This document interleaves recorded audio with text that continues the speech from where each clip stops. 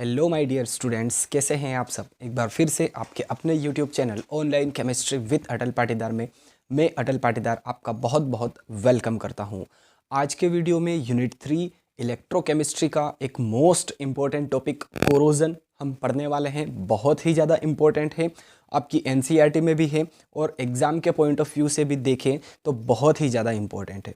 So please guys, concentration आपकी यहाँ होनी चाहिए, फोकस आपका वाइट बोर्ड पर होना चाहिए। अगर आपका फोकस, आपकी कंसंट्रेशन यहाँ है तो मैं आपको गारंटी देता हूँ, ये लिख कर दे सकता हूँ, आपको ये वादा कर सकता हूँ कि ये जो टॉपिक है कोरोजन वाला 100% क्लियर हो जाएगा। इसके बाद किसी और का वीडियो आपको देखने की ज़रूरत नहीं पड़ने वाली है, वादा है आपसे। ठीक है, कंडीशन है फोकस यहाँ। चलिए, जो कोरोजन की डेफिनेशन है वो हम देख लेते हैं, है ना। देखिए, कोरोजन का मतलब मैं आपको बता देता हूँ, आप इसका मतलब समझते हैं। कोरोजन का मतलब होता है जैसे कि लोहे में जंग लगना, लोहे में जो रस्ट पकड़ लेती है ना। लोहा जो होता है आयरन, उसमें जो रस्ट होती है वही कोरोजन है। मतलब कि जो मेटल है वो धीरे धीरे खराब होने लगती है। ठीक है, तो वही होता है कोरोजन।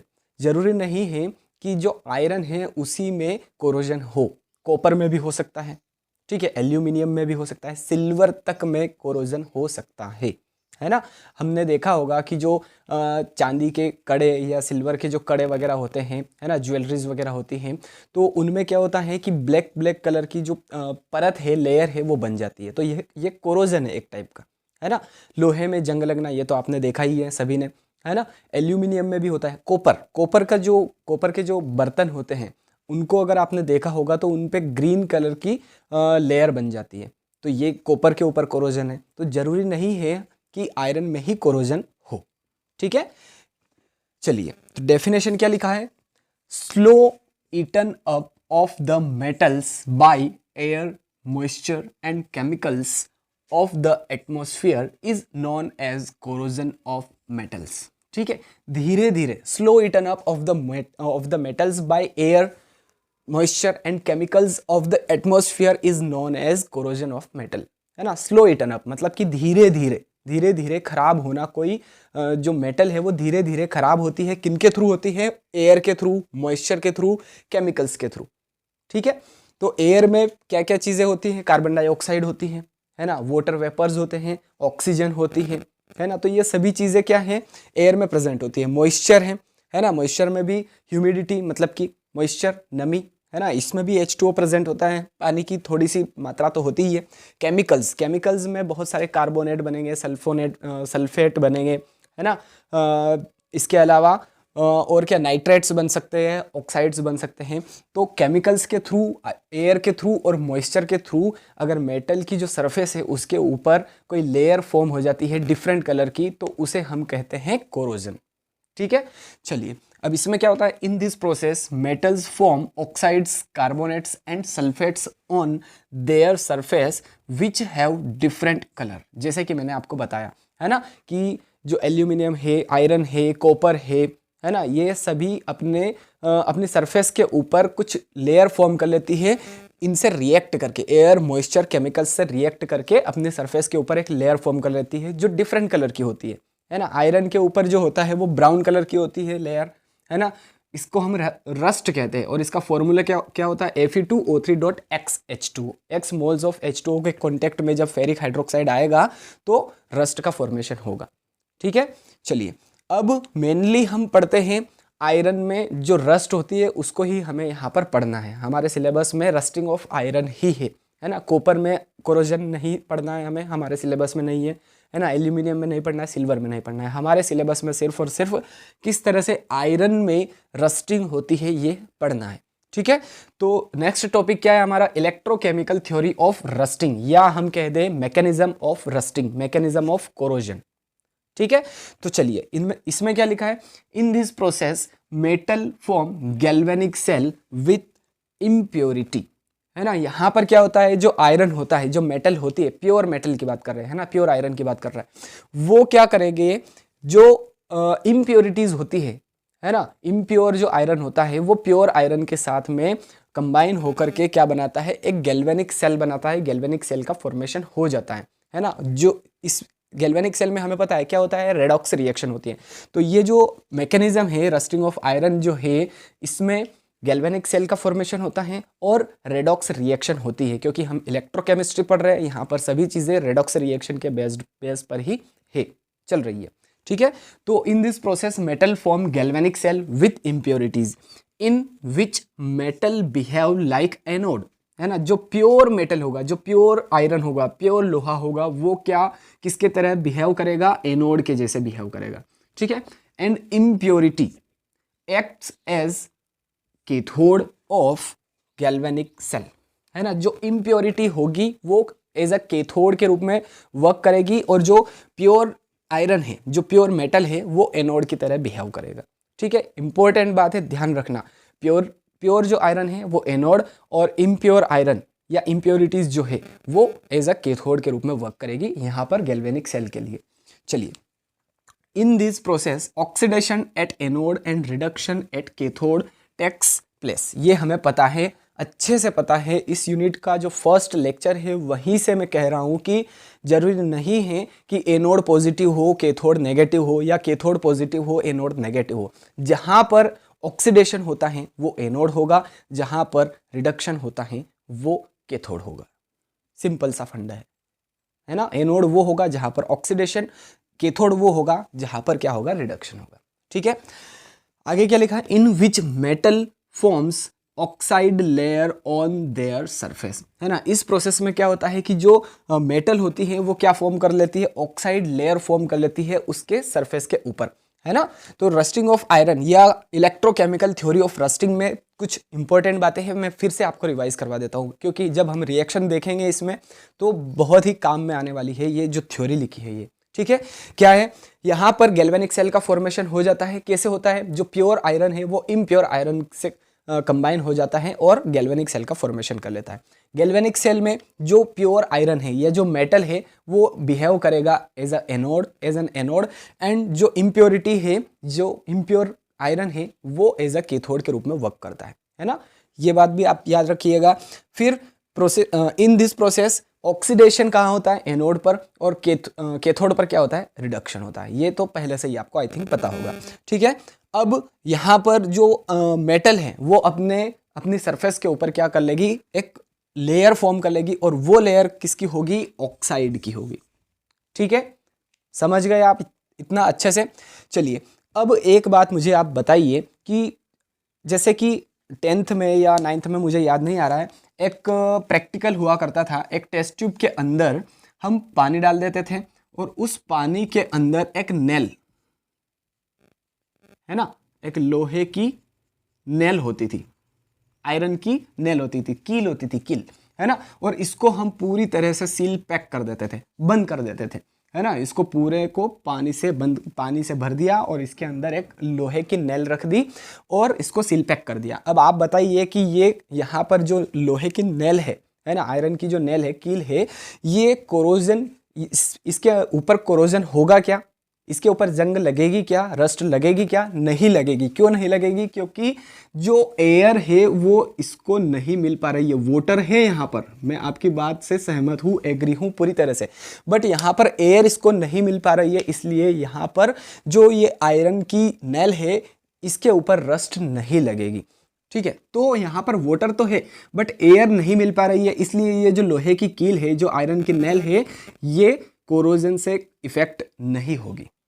ठीक है, क्लियर है। तो जो एयर होती है वो भी बहुत ही ज़्यादा इम्पोर्टेंट रोल प्ले करती है कोरोजन के लिए। तो यहाँ पर जो एयर है उसको मैं थोड़ा सा डिस्क्राइब करूँगा कि कैसे क्या रिएक्शन होती है और कौन से एसिड का फॉर्मेशन होता है यहाँ पर, जो कोरोजन के लिए इम्पोर्टेंट है। चलिए, तो एयर के अंदर हमें पता है H2O यानी कि वाटर वेपर्स होते हैं, है ना। और यहाँ पर एयर, सिर्फ और सिर्फ एयर की बात नहीं हो रही है। आपने देखा होगा कि जो गर्मियों में लोहा बाहर पड़ा हुआ होता है, सरिया वगैरह, जो मकान बनाने के लिए, बिल्डिंग बनाने के लिए, तो गर्मियों में इतना रस्ट नहीं पकड़ता है, इतना कोरोजन नहीं होता है उसमें। इसके बजाय अगर हम देखें बारिश के मौसम में, है ना, तो बारिश के मौसम में अगर लोहा बाहर पड़ा है, ऊपर से पानी गिर रहा है, ऑक्सीजन मिल रही है उसको, हवा मिल रही है, एयर मिल रही है, तो बारिश के मौसम में ज़्यादा रस्ट पकड़ता है, ज़्यादा कोरोजन होता है उस मेटल में या उस आयरन में। ठीक है, आपको अच्छे से पता है। तो ह्यूमिड एयर होनी चाहिए। ह्यूमिड एयर का मतलब थोड़ी सी मॉइस्चर वाली एयर, है ना, उसमें मॉइस्चर होना चाहिए। और मॉइस्चर का मतलब क्या होता है? H2O, नमी, पानी, ठीक है। तो एयर में क्या होता है? H2O होता है और साथ में CO2 तो प्रेजेंट होता ही होता है, ठीक है। अब ये दोनों आपस में जब रिएक्ट करेंगे, है ना, मैं यहाँ पर 2 लगा के इसको बैलेंस कर देता हूँ, ठीक है। चलिए, तो 2H2O प्लस 2CO2 ये मिल करके क्या बनाएंगे? Carbonic acid 2H2CO3। ये क्या है भैया? ये है हमारा carbonic acid. Carbonic acid clear है? यहां तक कोई दिक्कत, कोई परेशानी आई थिंक नहीं होना चाहिए, है ना। ये एयर की बात कर रहे हैं। एयर में H2O भी प्रेजेंट है, CO2 भी प्रेजेंट है, दोनों रिएक्ट करके क्या बना रहे हैं? कार्बोनिक एसिड का फॉर्मेशन कर रहे हैं। अब ये जो कार्बोनिक एसिड है ये क्या करेगा? डिसोशिएट होगा केटायन में और एनायन में। तो हमें क्या मिल जाएगा? 4H पॉजिटिव यहां से प्लस 2CO3 डाई नेगेटिव, है ना। कार्बोनेट जो होता है वो डाई नेगेटिव होता है। तो 2CO3 डाई नेगेटिव और 4H पॉजिटिव ये हमें मिल जाएगा। तो यहां पर देखिए ये एक इलेक्ट्रोलाइट के जैसे बिहेव करने लगेगा। क्यों? क्योंकि हमें पता है जो इलेक्ट्रोलाइट्स होते हैं वो केटायन और एनायन में डिसोशिएट हो जाते हैं। तो यहां पर जो कार्बोनिक एसिड है ये एज एन इलेक्ट्रोलाइट बिहेव करेगा, क्योंकि ये भी एनायन और केटायन में डिसोशिएट हो चुका है ना। और हमें ये भी चीज अच्छे से पता है कि जो गैल्वेनिक सेल होता है उसमें एक एनोड होना चाहिए, एक कैथोड होना चाहिए और एक इलेक्ट्रोलाइट भी प्रेजेंट होना चाहिए गैल्वेनिक सेल के अंदर, है ना। तभी जाकर के वो सेल कंप्लीट होता है ना। तो यहाँ पर जो कार्बोनिक एसिड है वो एज एन इलेक्ट्रोलाइट बिहेव करता है। आई होप जो एयर वाली जो रिएक्शन है वो आपको अच्छे से क्लियर हो गई होगी। और कार्बोनिक एसिड किस तरह से इलेक्ट्रोलाइट के जैसे बिहेव करता है, क्योंकि ये एनायन और केटायन में डिवाइड हो जाता है, डिसोशिएट हो जाता है। ये आपको अच्छे से क्लियर हो चुका है। अब हम बात करेंगे कि मेटल की सरफेस पर किस तरह से रिएक्शन होती है ना। ये मैं अभी रफ कर रहा हूं, है ना। चलिए, अब मेटल की सरफेस पर क्या होने वाला है थोड़ा सा ध्यान देते हैं। मेटल की सरफेस के ऊपर क्या होगा? देखिए, मेटल की सरफेस पर क्या होगा कि जो आयरन है ना, आयरन जो है वो इलेक्ट्रॉन को लूज करके, आयरन जो है वो इलेक्ट्रॉन को लूज करके Fe डाई पॉजिटिव में कन्वर्ट हो जाएगा। और कितने इलेक्ट्रॉन को लूज करेगा? देखिए यहाँ पर मैं 2 लगा रहा हूं, यहां पर भी 2 लगा रहा हूं और यहां पर 4 इलेक्ट्रॉन्स हो जाएंगे, ठीक है, क्योंकि 2 टाइम्स Fe डाई पॉजिटिव। तो 4 इलेक्ट्रॉन्स को डोनेट करके Fe डाई पॉजिटिव में कन्वर्ट हो जाएगा। जो आयरन है ये जो प्योर आयरन है इसकी बात कर रहे हैं। अब देखिए यहां पर क्या हो रहा है? ऑक्सीडेशन हो रहा है, ठीक है। और ऑक्सीडेशन जहां पर भी होता है वो क्या होता है? वो सरफेस होती है एनोड। हमें पता है, अच्छे से पता है ये चीज, ठीक है। अब एक एनोड है तो ऑब्वियसली दूसरा क्या होगा? कैथोड ही होना चाहिए, ठीक है। अब कैथोड पर क्या होता है कि जो 4H पॉजिटिव जो आयंस है यहां पर प्रोड्यूस हुए थे, 4H पॉजिटिव, ये 4 इलेक्ट्रॉन्स गेन करके, और ऑक्सीजन तो है ही सही, जो मेटल है, सपोज कीजिए कि ये आयरन का एक टुकड़ा है, यहां पर इस सरफेस पर, इतने सरफेस पर जो Fe है वो Fe डाई पॉजिटिव में कन्वर्ट हो रहा है इलेक्ट्रॉन्स को डोनेट करके। तो ये सरफेस क्या कहलाएगी Fe की? ये कहलाएगी हमारी एनोड, क्योंकि यहां पर ऑक्सीडेशन हो रहा है। अब यहां पर जो 4H, यहां पर जो 4 इलेक्ट्रॉन्स डोनेट करके Fe डाई पॉजिटिव में कन्वर्ट हुआ है, तो ये 4 इलेक्ट्रॉन्स मेटल की सरफेस के अंदर ही, मेटल के अंदर ही ट्रेवल कर सकते हैं। हमें पता है इलेक्ट्रॉन्स मेटल में ट्रेवल कर सकते हैं। तो ये इलेक्ट्रॉन्स यहां पर आ जाएंगे। यहां पर जो 4H पॉजिटिव है ये 4 इलेक्ट्रॉन्स को गेन कर लेगा। और ऑक्सीजन तो हमारे एटमॉस्फेयर में है ही, प्रेजेंट है ही, तो यहां पर ऑक्सीजन भी होगी। तो क्या बनने वाला है, क्या फॉर्म होगा यहाँ पर? 4H पॉजिटिव और O2, ये जब 4 इलेक्ट्रॉन्स को गेन करेंगे तो हमारे पास किसका फॉर्मेशन हो जाएगा? 2 मोल्स ऑफ वाटर का, 2H2O का फॉर्मेशन हो जाएगा इससे, ठीक है। यहां तक क्लियर है? कोई दिक्कत, कोई परेशानी आई होप आपको नहीं होनी चाहिए। अब क्या होगा? देखिए 4 इलेक्ट्रॉन से 4 इलेक्ट्रॉन कैंसिल आउट हो जाएंगे। तो जो नेट या ओवरऑल रिएक्शन है, ओवरऑल रिएक्शन हम कैसे लिख सकते हैं, ध्यान दीजिएगा थोड़ा सा। 2Fe plus 4H positive plus O2, 4 electron से 4 इलेक्ट्रॉन तो पहले ही कैंसिल आउट हो चुके हैं, इलेक्ट्रॉन हम शो नहीं करते ओवरऑल रिएक्शन में, नेट रिएक्शन में।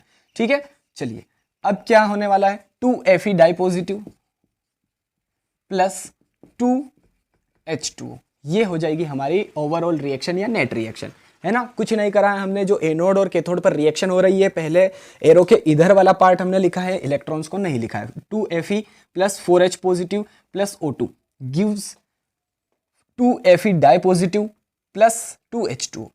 ठीक है, अब यहाँ पर जो Fe डाई पॉजिटिव है ये फर्दर ऑक्सीजन के कांटेक्ट में आएगा और किस में कन्वर्ट हो जाएगा, Fe2O3 में। और Fe2O3 को हम क्या कहते हैं, फेरिक ऑक्साइड, फेरिक ऑक्साइड, है ना। थ्योरी में हमने लिखा था ऑक्साइड की लेयर फॉर्म हो जाती है प्योर मेटल के ऊपर, तो ये फेरिक ऑक्साइड की लेयर फॉर्म हो जाएगी। इसको बैलेंस करते हैं तो बैलेंस हो जाएगा, यहाँ पर 4Fe डाई पॉजिटिव चाहिए हमें, 4, उसके बाद यहाँ पर 3, यहाँ पर क्या हो जाएगा 4, 2Fe2 प्लस 2Fe2O3, हाँ सही है ना। 4Fe di positive plus 3O2 gives 2Fe2O3, ferric oxide की लेयर फॉर्म हो जाएगी प्योर आयरन के ऊपर। अब ये Fe2O3 फेरिक ऑक्साइड आगे X मोल्स ऑफ वाटर से रिएक्ट करेगा, है ना, X मोल्स ऑफ वाटर से रिएक्ट करेगा तो क्या फॉर्म हो जाएगा, Fe2O3.XH2O। ठीक है, और यही क्या है, रस्ट है। यही क्या है, Fe2O3 क्या है, Fe2O3.XH2O क्या है, रस्ट है ना। तो रस्ट का फॉर्मूला, रस्टिंग ऑफ आयरन, इसका फॉर्मूला क्या है, Fe2O3.XH2O। आई होप आपको अच्छे से क्लियर हो गई होगी। जो रिएक्शन लिखी है वो एक बार फिर से मैं रिवाइज कर देता हूं, है ना। ये तो एयर में रिएक्शन हो रही है, एयर की रिएक्शन क्या है, 2H2O प्लस 2CO2, क्योंकि H2O भी प्रेजेंट है एयर में और कार्बन डाइऑक्साइड भी प्रेजेंट है, दोनों मिलकर के कार्बोनिक एसिड का फॉर्मेशन करेगी। कार्बोनिक एसिड कैटायन और एनायन में डिवाइड हो जाएगा, डिसोशिएट हो जाएगा, तो यहाँ पर ये एक इलेक्ट्रोलाइट के जैसे बिहेव करेगा। अब मेटल की सरफेस पर क्या हो रहा है कि जो आयरन है, प्योर आयरन है, वो 4 इलेक्ट्रॉन्स को लूज करके 2Fe डाई पॉजिटिव में कन्वर्ट हो रहा है, यानी कि ऑक्सीडेशन कर रहा है प्योर आयरन।